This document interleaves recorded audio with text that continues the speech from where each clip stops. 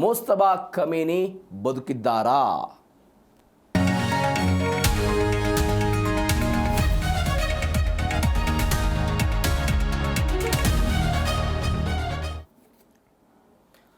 Iran ಮತ್ತು ಅಮೆರಿಕಾದ ಈ ಒಟ್ಟಾರೆ ಯುದ್ಧ 5 ತಿಂಗಳ ಈ ಯುದ್ಧದಲ್ಲಿ ಒಂದು ಹಂತಕ್ಕೆ ಬಂದಂತೆ ಇದು ಕಾಣಿಸ್ತಾ ಇದೆ.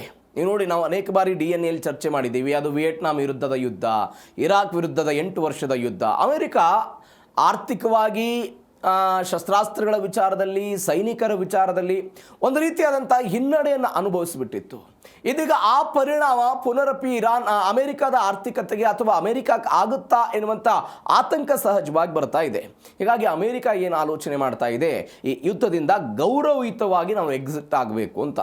ಈ ರಾಜತಾಂತ್ರಿಕ ಭಾಷೆಯಲ್ಲಿ ಗೌರವಿತ ಎಕ್ಸಿಟ್ ಅಂತ ಕರೀತಾರೆ ಇದನ್ನು. ಹೆಂಗೆ ಈ ಮಾತುಕತೆ ಅಥವಾ ಉಭಯ ದೇಶಗಳು ಒಂದು ಒಪ್ಪಂದವನ್ನು ಮಾಡಿಕೊಂಡು ಆ ಒಪ್ಪಂದಕ್ಕೆ ಬದ್ಧರಾಗಿ ಈ ಯುದ್ಧವನ್ನು ಕೊನೆಗಾಣಿಸಿ ಬಿಡುವಂತಹ ಒಂದು ಗೌರವಯುತವಾಗಿ ಯುದ್ಧದಿಂದ ಹೊರಗಡೆ ಬರುವುದು. ಆ ಗೌರವಯುತವಾಗಿ ಯುದ್ಧದಿಂದ ಹೊರಗೆ ಬರುವುದಕ್ಕೆ ಅಮೆರಿಕದ ಅಧ್ಯಕ್ಷ ಡೊನಾಲ್ಡ್ ಟ್ರಂಪ್ ಮತ್ತು ಅಮೆರಿಕದ ಬೇರೆ ಬೇರೆ ಅಧಿಕಾರಿಗಳೊಂದು ಆಲೋಚನೆ ಮಾಡ್ತಿದ್ದಾರೆ ಎನ್ನುವಂಥ ಡೀಟೇಲ್ಸ್ ಬರ್ತಾ ಇದೆ. ಯಾಕೆ? ಅಮೆರಿಕದ ಬಳಿ ಶಸ್ತ್ರಾಸ್ತ್ರಗಳ ಕೊರತೆ ಆಗ್ತಾ ಇದೆ. ಅಮೆರಿಕವು ಕೂಡ ಈ ಯುದ್ಧವನ್ನು ಯಾವ ರೀತಿಯಾಗಿ ಪರಿಗಣನೆ ತೆಗೆದುಕೊಂಡಿತ್ತು, ಅದರ ವಿರುದ್ಧವಾಗಿ ಈ ಯುದ್ಧ ಪ್ರಗತಿ ಕಂಡಿದ್ದನ್ನು ನೋಡಿದ್ವಿ. ಎಲ್ಲ ಕಾರಣಕ್ಕಾಗಿಯೂ ಕೂಡ ಇಂಥದ್ದೊಂದು ಬೆಳವಣಿಗೆ ಸದ್ಯಕ್ಕೆ ಆಗ್ತಾ ಇದೆ.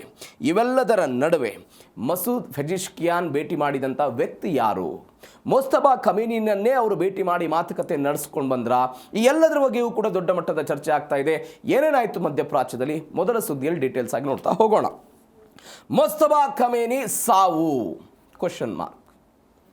ಅಯತಲ್ಲಾ ಅಲಿ ಖಮೇನಿಯವರ ಪುತ್ರ ಮೋಸ್ತಬಾ ಖಮೇನಿ ಅವರ ತಂದೆ ಮೃತಪಟ್ಟ ನಂತರ ಇರಾನನ್ನು ನಡೆಸಿಕೊಂಡು ಹೋಗುವಂಥ ಜವಾಬ್ದಾರಿಯನ್ನು ತೆಗೆದುಕೊಂಡಿದ್ರು ಎನ್ನುವಂಥ ಸುದ್ದಿಗಳು ಬಂದಿತ್ತು. ಆದರೆ ಯಾವ ಕಚೇರಿಯನ್ನು ಗುರಿಯಾಗಿಸಿಕೊಂಡು ಎಲ್ಲಿ ಸಭೆಯನ್ನು ಮಾಡ್ತಾ ಇದ್ರು, ಆ ಸಭೆಯ ನೇತೃತ್ವವನ್ನು ಅಥವಾ ಆ ಸಭೆಯನ್ನು ಗುರಿಯಾಗಿಸಿಕೊಂಡು ಇಸ್ರೇಲ್ನ ಮೊಸಾದ್ ಮತ್ತು ಅಮೆರಿಕಾದ CIA ಕೇಂದ್ರೀಕರಿಸಿಕೊಂಡು ದಾಳಿ ಮಾಡಿತ್ತು. ನೀವು ನೋಡಿ, ಆ ದಾಳಿಯ ಪ್ರಖರತೆ ಮತ್ತು ಆ ದಾಳಿಯ ಗುರಿ ಹೆಂಗಿತ್ತು ಅಂತ ಹೇಳಿದ್ರೆ, ಅಯತಲ್ಲಾ ಅಲಿ ಖಮೇನಿ ಅವರಿಗೆ ಕೊಟ್ಟಿರುವಂತಹ ಒಂದು ಸೀಕ್ರೆಟ್ ಬಂಕರನ್ನು ಬಿಟ್ಟು ಯಾವುದೇ ಕಾರಣಕ್ಕಾಗಿಯೂ ಕೂಡ ಹೊರಗಡೆ ಬರ್ತಾ ಇರಲಿಲ್ವಂತೆ. ಆ ಸೀಕ್ರೆಟ್ ಬಂಕರ್ನಲ್ಲೇ ಇದ್ದು ಒಟ್ಟಾರೆ ಆಡಳಿತವನ್ನು ನೋಡ್ಕೊಳ್ತಾ ಇದ್ರು. ಆದರೆ ಅವತ್ತು ಯಾರಿಗೂ ಕೂಡ ಗೊತ್ತಾಗದಂತೆ ಸೀಕ್ರೆಟ್ ಬಂಕರ್ನಿಂದ ಹೊರಗಡೆ ಬಂದು ತಮ್ಮದೇ ಆದಂಥ ಒಂದು ಕಚೇರಿ ಅಥವಾ ಮನೆ ಅಂತ ನಾವೇನು ಕರಿತೀವಿ, ಅದರಲ್ಲಿ ಮಿಲಿಟರಿ ಅಧಿಕಾರಿಗಳ ಜೊತೆಗೆ ಸೇರಿಕೊಂಡು ಕುಟುಂಬದವರು ಕೂಡ ಇದರಲ್ಲಿ ಅವರ ಜೊತೆಗೆ ಒಂದು ಸಭೆ ಮಾಡ್ತಾ ಇದ್ರು. ಈ ಸಭೆಯನ್ನು ಕೇಂದ್ರೀಕರಿಸಿಕೊಂಡು ಅಮೆರಿಕಾದವರು ದಾಳಿ ಮಾಡಿದರು, ಇಸ್ರೇಲ್ನವರು ದಾಳಿ ಮಾಡಿದರು. ಅದಾದ ನಂತರ ಅಯತಲ್ಲಾ ಅಲಿ ಖಮೇನಿ ಮೃತಪಟ್ಟರು. ಅವರು ಮೃತಪಟ್ಟ ಅನೇಕ ದಿನಗಳ ನಂತರ ಅಂತ್ಯಕ್ರಿಯೆ ಆಯಿತು. ಈಗ ಯಕ್ಷ ಪ್ರಶ್ನೆ ಬಂದಿರೋದು ಯಾರು? ಮೋಸ್ತಬಾ ಖಮೇನಿ. ನಾನು ಅನೇಕ ಬಾರಿ ಹೇಳಿದ್ದೀನಿ, ರೆಜಿಮಿ ಚೇಂಜ್ ಮಾಡಬೇಕನ್ನೋದು ಉದ್ದೇಶ ಯಾರ್ದಾಗಿತ್ತು? ಆಗಿತ್ತು. ಅಯತಲ್ಲಾ ಅಲಿ ಖಮೇನಿ ಬಂದ್ರ, ಅವರ ನೆಕ್ಸ್ಟ್ ಯಾರು ಖಮೇನಿ ಬರ್ತಾರೆ? ಅವರ ಮಗ ಪುತ್ರ ಮೋಸ್ತಬಾ ಖಮೇನಿ ಬರ್ತಾರೆ. ಈಗ ಖಮೇನಿ ಎನ್ನುವಂತಹ ಈ ಆಡಳಿತದ ಅಧಿಕಾರಿಗಳ ಪಟ್ಟಿ ಏನಿದೆಯಲ್ಲ, ಒಬ್ಬರಾದ ನಂತರ ಮತ್ತೊಬ್ಬ ಖಮೇನಿಗಳು ಬರ್ತಾನೆ ಇರ್ತಾರೆ. ಅಮೆರಿಕದ ಉದ್ದೇಶ ಏನಾಗಿತ್ತು? ಇವರನ್ನು ಮುಗಿಸಬೇಕು ಅಂತ. ಇದೀಗ ಮೋಸ್ತಬಾ ಖಮೇನಿ ಅವರ ಬದುಕಿನ ಬಗ್ಗೆ, ಅವರ ಆರೋಗ್ಯದ ಬಗ್ಗೆ ಗಂಭೀರವಾದಂತಹ ಆಕ್ಷೇಪಣೆಗಳು ಸದ್ಯಕ್ಕಿರೋದು. ಯಾವುದೇ ಕ್ಷಣದಲ್ಲಾದರೂ ಕೂಡ ಮೋಸ್ತಬಾ ಖಮೇನಿಯವರ ಸಾವಿನ ಸುದ್ದಿ ಬರಬಹುದು ಅಂತ ಹೇಳಲಾಗ್ತಾ ಇದೆ. ಫೆಬ್ರವರಿ 28ನೇ ತಾರೀಕಿಗೆ ಇದೆಲ್ಲ ಆಯಿತು. ಅಧಿಕಾರ ವಹಿಸಿಕೊಂಡ ನಂತರ ಅವರು ಸಾರ್ವಜನಿಕವಾಗಿ ಕಾಣಿಸಿಕೊಳ್ಳಿಲ್ಲ. ನಿನ್ನೆ ಅದರ ಬಗ್ಗೆ ನಾವು ಸುದೀರ್ಘವಾಗಿ ಹೇಳಿದ್ವಿ. ಯಾವುದೇ ಮಾತುಕತೆ, ಎಲೆಕ್ಟ್ರಾನಿಕ್ ಉಪಕರಣಗಳನ್ನು ಬಳಕೆ ಮಾಡದೇ ಮಾತುಕತೆಯ ಮುಖಾಂತರ ಇರಾನ್ ಎನ್ನುವಂಥ ಒಂದು ದೇಶ ಇಸ್ರೇಲ್ ಮತ್ತು ಅಮೆರಿಕದ ವಿರುದ್ಧ ಹೆಂಗೆ ದಾಳಿ ಮಾಡಬೇಕು, ಏನು ಮಾಡಬೇಕು, ಒಂದು ಸಲಹೆ ಕೊಡೋ ಪ್ರಯತ್ನವನ್ನು ಮಾಡ್ತಿದ್ದಾರೆ ಅಂತ ನಾವೆಲ್ಲ ಚರ್ಚೆಯನ್ನು ಮಾಡೋ ಪ್ರಯತ್ನವನ್ನು ಮಾಡಿದ್ವಿ. ಆದರೆ ಈಗ ಬರ್ತಾ ಇರುವಂತಹ ಮಾಹಿತಿ ಪ್ರಕಾರ ಅವರು ಸಾವಿನ ದವಡೆಯಲ್ಲಿದ್ದಾರೆ. ಹೀಗಾಗಿ ಸಾವಿನ ದವಡೆಯಲ್ಲಿ ಇದ್ದಿದ್ದರ ಕಾರಣಕ್ಕಾಗಿ ಅವರನ್ನು ರಹಸ್ಯವಾಗಿ ಒಂದು ಆಸ್ಪತ್ರೆಗೆ ದಾಖಲು ಮಾಡಲಾಗಿದೆ ಎನ್ನುವಂಥ ಸುದ್ದಿಗಳು ಬರ್ತಾ ಇದೆ. ನಾನು ಇದನ್ನು ಅನೇಕ ಬಾರಿ ಹೇಳಿದ್ದೀನಿ. ರಷ್ಯಾಕ್ಕೆ ಅವರನ್ನು ಕರೆದುಕೊಂಡು ಹೋಗಲಾಗಿತ್ತಂತೆ.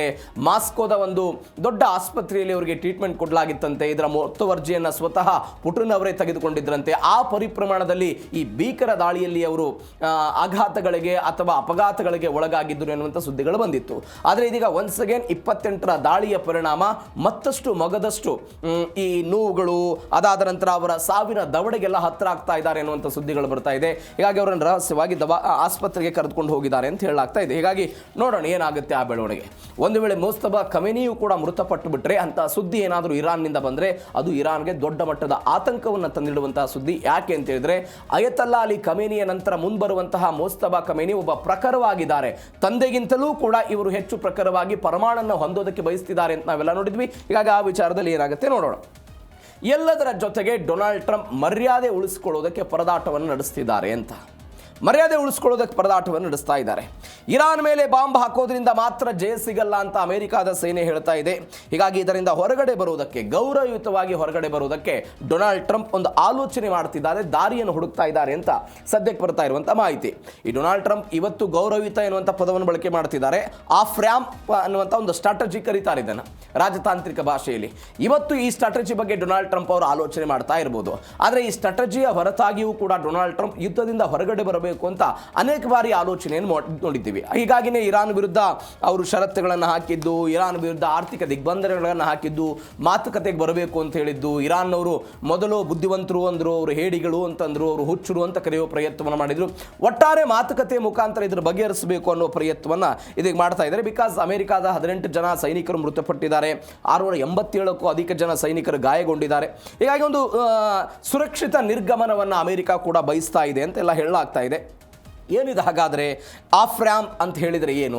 ಇದರ ಅರ್ಥ ಇಷ್ಟೇ: ಯಾವುದೇ ಅಪಮಾನವನ್ನು ಅನುಭವಿಸದೆ ಗೌರವಯುತವಾಗಿ ಯುದ್ಧ ಮತ್ತು ಸಂಘರ್ಷದಿಂದ ಹಿಂದೆ ಸರಿಯುವಂತಹ ಮಾರ್ಗ ಅಂತ ಎಲ್ಲ ಹೇಳಲಾಗ್ತಾ ಇದೆ.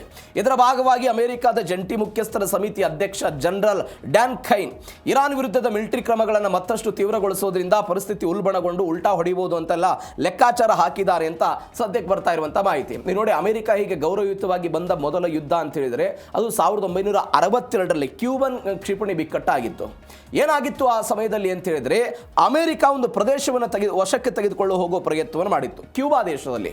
ಅದನ್ನು ತನ್ನ ಹಿಡಿತಕ್ಕೆ ತೆಗೆದುಕೊಳ್ಳೋ ಪ್ರಯತ್ನವನ್ನು ಮಾಡಿತ್ತು. ಕ್ಯೂಬಾವನ್ನು ನೀವು ಯಾಕೆ ನಿಮ್ಮ ವಶಕ್ಕೆ ತೆಗೆದುಕೊಳ್ತೀರಿ ಅಂತ ಸೋವಿಯತ್ ರಷ್ಯಾ ಅದರ ಮೇಲೆ ಅಟ್ಯಾಕ್ ಮಾಡೋ ಪ್ರಯತ್ನವನ್ನು ಮಾಡಿತ್ತು. ಆ ಯುದ್ಧ ದೀರ್ಘವಾಗಿ ಹೋಗುತ್ತೆ, ಬೆಳವಣಿಗೆಗಳಾಗುತ್ತೆ. ಅದಾದ ನಂತರ ಅಮೆರಿಕಾದ ಒಂದು ನಿರ್ಧಾರಕ್ಕೆ ಬರ್ತಾರೆ. ಅಮೆರಿಕಾದ ಅವತ್ತಿನ ಅಧ್ಯಕ್ಷರಾದಂಥ ಜಾನ್ ಎಫ್ ಕೆನಡಿ ಅವರು ಸೋವಿಯತ್ ಒಕ್ಕೂಟದ ಜೊತೆಗೆ ಮಾತುಕತೆಯನ್ನು ನಡೆಸಿ ಗೌರವಯುತವಾಗಿ ಮೊಟ್ಟ ಮೊದಲ ಬಾರಿಗೆ ಅಮೆರಿಕ ಈ ಯುದ್ಧದಿಂದ ಹೊರಗಡೆ ಬಂದಿತ್ತು. ಪುನರಪಿ 61ರ ಇತಿಹಾಸವನ್ನು ಅಮೆರಿಕಾದವರು ಇದೀಗ ಮರಕಳಿಸ್ಕೊಳ್ತಾರ, ಏನಾಗುತ್ತೆ ಕಾದ್ ನೋಡ. ಇದು ಒಂದು ಬೆಳವಣಿಗೆ. ಇವೆಲ್ಲದರ ಜೊತೆಗೆ ಒಗ್ಗಟ್ಟಿನ ಮಂತ್ರ, ಒಳಗೊಳಗೆ ಬಿರುಕು. ಅಮೆರಿಕ ಮೇಲಿಂದ ಮೇಲೆ ನಾವು ಒಗ್ಗಟ್ಟಾಗಿದ್ದೀವಿ, ಶಸ್ತ್ರಾಸ್ತ್ರಗಳ ಕೊರತೆ ಇಲ್ಲ, ಎಲ್ಲವೂ ಕೂಡ ನಮಗೇನು ಬೇಕೋ ಎಲ್ಲವೂ ಕೂಡ ಇದೆ ಅಂತ ಹೇಳಿಕೊಳ್ಳುವ ಪ್ರಯತ್ನವನ್ನು ಮಾಡುತ್ತೆ. ಆದರೆ ಎರಡೂ ದೇಶಗಳಲ್ಲೂ ಕೂಡ ಆಂತರಿಕವಾಗಿ ಕೆಲವೊಂದಿಷ್ಟು ಅಶಾಂತಿಗಳು, ಬೆಳವಣಿಗೆಗಳಾಗ್ತಾ ಇದ್ದದ್ದನ್ನು ನೋಡಿದ್ದೀವಿ. ಇದಕ್ಕೆ ಬೆಸ್ಟ್ ಎಕ್ಸಾಂಪಲ್ ಇರಾನ್ನದ್ದು. ಯಾಕೆ ಪೆಜಿಶ್ಕಿಯಾನ್ ಮೋಸ್ತಫಾ ಖಮೇನಿಯವರನ್ನು ಭೇಟಿ ಮಾಡೋದಕ್ಕೆ ಪ್ರಯತ್ನವನ್ನು ಪಟ್ಟರು ಅನ್ನೋದಕ್ಕೆ ನಾನು ಇನ್ನೇ ಕಾರಣ ಹೇಳಿದೆ. ಯಾವ IRGC ಪಡೆ ಸರ್ವೋಚ್ಚ ನಾಯಕನ ಅಧೀನದಲ್ಲಿ ಇರುತ್ತೋ ಆ ಸರ್ವೋಚ್ಚ ನಾಯಕನ ಅಧೀನದಲ್ಲಿರುವಂಥ IRGC ವಿದೇಶಾಂಗ ಇಲಾಖೆಯ ವಿಚಾರಕ್ಕೆ ಸಂಬಂಧಪಟ್ಟಂತೆ ಮತ್ತು ದೇಶದ ಭದ್ರತೆಯ ವಿಚಾರಕ್ಕೆ ಸಂಬಂಧಪಟ್ಟಂತೆ ತಾನೇ ಏಕಾಏಕಿಯಾಗಿ ನಿರ್ಣಯಗಳನ್ನು ತೆಗೆದುಕೊಳ್ತಾ ಇದೆ, ಅಧ್ಯಕ್ಷರನ್ನು ಮೂಲಗುಂಪೆ ಮಾಡಿಬಿಟ್ಟಿದೆ ಎನ್ನುವಂತಹ ಆರೋಪಗಳನ್ನು ಯಾರು ಮಾಡಿದ್ರು? ಪೆಜಿಶ್ಕಿಯಾನ್ ಮಾಡಿದ್ರು. ಇದರ ಜೊತೆಗೆ ಇರಾನ್ನಲ್ಲಿ ಒಂದು ಬೆಳವಣಿಗೆ ಆಗಿತ್ತು. ವಿದೇಶಾಂಗ ಇಲಾಖೆಯ ಸಚಿವರಾಗಿದ್ದಂಥ ಅಬ್ಬಾಸ್ ರಾಗ್ಜಿಯು ಕೂಡ ಏಕಾಏಕಿಯಾಗಿ ಏಕಸ್ವಾಮ್ಯದಿಂದ ನಿರ್ಣಯಗಳನ್ನು ತೆಗೆದುಕೊಳ್ತಾ ಇದ್ದಾರೆ. ಅವರು ಅಮೆರಿಕಾದ ಪರವಾಗಿ ಒಂದು ಸಾಫ್ಟ್ ಕಾರ್ನರ್ ಅನ್ನು ತೋರಿಸ್ತಾ ಇದ್ದಾರೆ. ಆ ಸಾಫ್ಟ್ ಕಾರ್ನರ್ ಬೇಡ, ನಮ್ಗೆ ಯಾವ ಕಾರಣಕ್ಕಾಗಿಯೂ ಕೂಡ ಅಮೆರಿಕಾದ ಜೊತೆಗೆ ಮಾತುಕತೆಗಳು ಬೇಡ, ನಮ್ಮದು ಇರೋದು ಏಕಾಏಕಿಯಾಗಿ ಅಮೆರಿಕಾದ ವಿರುದ್ಧ ಹೋರಾಟ ಮಾಡೋದು, ಅಮೆರಿಕಾದ ಮಾತುಕತೆಗಳಿಗೆ ನಾವು ಯಾವುದೇ ಕಾರಣಕ್ಕಾಗಿಯೂ ಕೂಡ ಬಗ್ಗಬಾರದು ಅನ್ನೋದು ಇರಾನ್ನ ನಿಲುವಾಗಿತ್ತು. ಅದಕ್ಕೆ ತದ್ವಿರುದ್ಧವಾಗಿ ವಿರೋಧವಾದಂತಹ ಚರ್ಚೆಗಳು. ಇನ್ನು ಅಮೆರಿಕಾದ ವಿಚಾರಕ್ಕೆ ಬಂದರೆ ಏನು ಬೆಳವಣಿಗೆ ಆಗಿತ್ತು ಅಂತ ಹೇಳಿದರೆ, ಏನು ಬೆಳವಣಿಗೆಗಳಾಗಿತ್ತು ಅಂತ ಹೇಳಿದ್ರೆ, ಇವರು ಅಲ್ಲಿರುವಂತಹ ಸೈನಿಕ ಪಡೆಯ ಮುಖ್ಯಸ್ಥರುಗಳು, ಅಲ್ಲಿರುವಂತಹ ಎಲ್ಲ ಬೇರೆ ಬೇರೆ ನಾಯಕರುಗಳೆಲ್ಲ ಏನು ಹೇಳ್ತಾ ಇದ್ರು, ಇದು ಖಾಲಿ ಆಗಿಬಿಟ್ಟಿದೆ ಅಂತ ಒಂದು ವರದಿಯೂ ಕೂಡ ಬಂದಿತ್ತು. ಶಸ್ತ್ರಾಸ್ತ್ರಗಳು ಕೊರತೆ ಆಗಿಬಿಟ್ಟಿದೆ. ಕೆಲವೊಂದಿಷ್ಟು ಜನ ವಿರೋಧ ಮಾಡ್ತಾ ಇದ್ದಾರೆ ಸೆನೆಟ್ನಲ್ಲಿ, ಕೆಲವೊಂದಿಷ್ಟು ಜನ ಪರವಾಗಿ ಮತವನ್ನು ಹಾಕ್ತಾ ಇರೋದನ್ನು ನೋಡ್ತಾ ಇದ್ದೀವಿ. ಹೀಗಾಗಿ ಉಭಯ ದೇಶಗಳಲ್ಲಿ ಆಂತರಿಕವಾಗಿ ಕಚ್ಚಾಟಗಳಿರೋದು, ಭಿನ್ನಾಭಿಪ್ರಾಯಗಳಿರೋದನ್ನು ನಾವೆಲ್ಲ ನೋಡ್ತಾ ಇದ್ದೀವಿ. ಈ ಎಲ್ಲದರ ಜೊತೆಗೆ ಹಾರ್ಮುಜ್ ಜಲಸಂಧಿ ಹೊಸ ಸಂಧಾನದ ಪ್ಲಾನ್ ಅಂತೆ. ಏನಿದು? ಇರಾನ್ ಮತ್ತು ಒಮಾನ್ ನಡುವೆ ಹಾರ್ಮುಜ್ ಜಲಸಂಧಿಯನ್ನು ಮರು ತೆರೆಯುವುದಕ್ಕೆಲ್ಲ ಒಪ್ಪಂದ. ಇದರ ಬಗ್ಗೆ ನಾವು ಕಳೆದ 2-3 ದಿನಗಳಿಂದ ಚರ್ಚೆಯನ್ನು ಮಾಡ್ತಾ ಇದ್ದೀವಿ. ಒಂದು ಒಪ್ಪಂದವನ್ನು ಮಾಡ್ಕೊಳ್ತಾ ಇದ್ದಾರೆ. ಆಗಮನ ಮತ್ತು ನಿರ್ಗಮನಕ್ಕಾಗಿ ತಮ್ಮದೇ ಆದಂಥ ಒಂದು ಮಾರ್ಗವನ್ನು ಮಾಡಿಕೊಂಡು ಅಲ್ಲಿ ಆಗಮನ ಮತ್ತು ನಿರ್ಗಮನಕ್ಕೆ ಒಂದು ವ್ಯವಸ್ಥೆಯನ್ನು ಮಾಡಿಕೊಳ್ಳೋದು ಅಂತ. ಜಾಗತಿಕ ತೈಲ ಪೂರೈಕೆಗಾಗಿ ಸಂಘರ್ಷದ ಹಾದಿಯನ್ನು ಬಿಟ್ಟು ಸಂಧಾನಕ್ಕೆಲ್ಲ ಒಪ್ಪಿಗೆಯನ್ನು ಕೊಡ್ತಾ ಇದ್ದಾರೆ ಅವರು. 5 ತಿಂಗಳ ಬಳಿಕ ಮತ್ತೆ ತೈಲ ಇಂಧನದ ರಫ್ತೆಲ್ಲ ಆರಂಭ ಆಗುತ್ತಂತೆ. ಅಮೆರಿಕ ಮತ್ತು ಇರಾನ್ ನಡುವೆ ಒಂದು ಸಂಧಾನ ನಡೆಸೋದಕ್ಕೆ ಅಂತಾರಾಷ್ಟ್ರೀಯ ವೇದಿಕೆ ಆಗ್ತಾ ಇದೆ. ಹಾರ್ಮುಜ್ ಜಲಸಂಧಿ ಏನಾದರೂ ಮರುತಂದ್ರೆ ಈ ತೈಲ ಬೆಲೆಗಳ ದರವೂ ಕೂಡ ಏರಿಕೆ ಆಗುವುದನ್ನು ನೋಡ್ತಾ ಇದ್ದೀವಿ. ಇದರ ಭಾಗವಾಗಿ ಒಮಾನ್ ಯಾವ ಪಾತ್ರವನ್ನು ವಹಿಸುತ್ತೆ ಅನ್ನೋದು ಸದ್ಯಕ್ಕಿರುವಂತಹ ಕುತೂಹಲ ಇದೆ. ಯಾಕಂದರೆ ಇದೇ ಒಮಾನ್ ಮೊದಲ ಬಾರಿಗೆ ಇರಾನ್ ಮತ್ತು ಅಮೆರಿಕಾದ ನಡುವೆ ಮಾತುಕತೆ ಆಗುವುದಕ್ಕೆ ಒಂದು ಮೊದಲ ಹಂತದ ವೇದಿಕೆಯಾಗಿ ಪರಿಣಮಿಸಿತ್ತು. ಹೀಗಾಗಿ ಈ ಒಮಾನ್ನ ನೇತೃತ್ವದಲ್ಲಿ ಒನ್ಸ್ ಅಗೇನ್ ಹಾರ್ಮುಜ್ ಜಲಸಂಧಿ ಮುಕ್ತ ಆಗಿ ಎಲ್ಲ ವಾಣಿಜ್ಯ ಹಡಗುಗಳು ಸ್ವತಂತ್ರದಿಂದ ಯಾವ ದಾಳಿಗೆ ಭೀತಿಗೆ ಒಳಗಾಗದೆ, ವಿಮೆ ಹಣವೂ ಕೂಡ ಹೆಚ್ಚಾಗದೆ ಸ್ವತಂತ್ರವಾಗಿ ಓಡೋದಕ್ಕೆ ಸಾಧ್ಯವಾದರೆ ಅದು ಒಟ್ಟಾರೆ ತೈಲ ಮಾರುಕಟ್ಟೆ ಮೇಲೆ ದೊಡ್ಡ ಮಟ್ಟದ ಪರಿಣಾಮ ಬೀರುತ್ತೆ. ಹೀಗಾಗಿ ಏನಾಗುತ್ತೆ ಕಾದ್ ನೋಡೋಣ.